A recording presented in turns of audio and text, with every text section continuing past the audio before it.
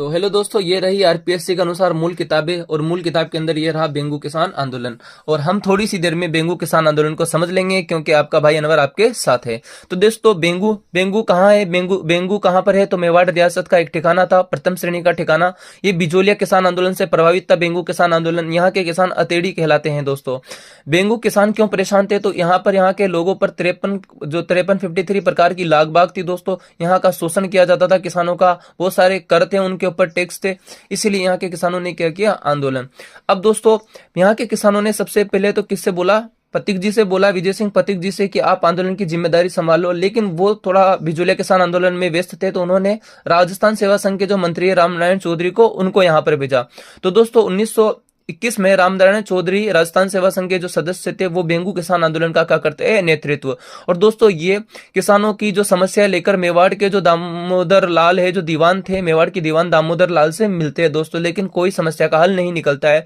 1921 में ये बेंगू किसान आंदोलन की शुरुआत कर देते हैं भेरूकुंड मेनाल चित्तौड़गढ़ से। तो भेरूकुंड मेनाल चित्तौड़गढ़ से बेंगू किसान आंदोलन की क्या होती है? शुरुआत 1921 में। ओके। इसी बीच में दोस्तों 1922 में मंडावरी घटना भी हो जाती है। कहां पर? ये ज्यादातर आपको नहीं देखने को मिलेगा, लेकिन बुक में दे रखा है, देखो।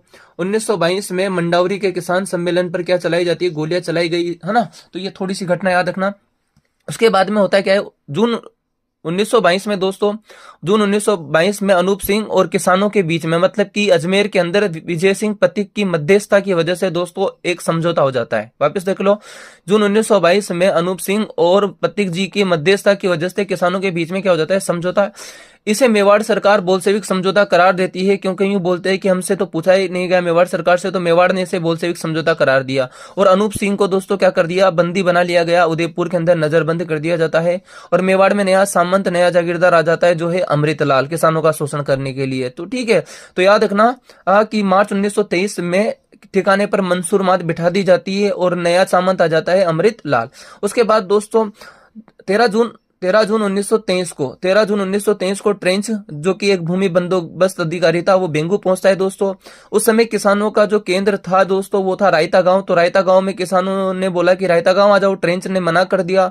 और इसी चक्कर में मतभेद होने की वजह से दोस्तों गोविंदपुरा गांव में किसान सभा कर रहे थे 13 जुलाई 1923 को। तो ट्रेंच के आदेश पर गोलियां चला दी जाती है यहाँ पर, जिसके अंदर रूपाजी धाकड़ और कृपाजी धाकड़ क्या हो जाते हैं दोस्तों? शहीद हो जाते हैं। दोनों राजस्थान के अनुसार दोस्तों कुल 11 जने शहीद होते हैं। फिर 10 सितंबर 1923 को पथिक जी आते हैं, वो अरेस्ट हो जाते हैं दोस्तों।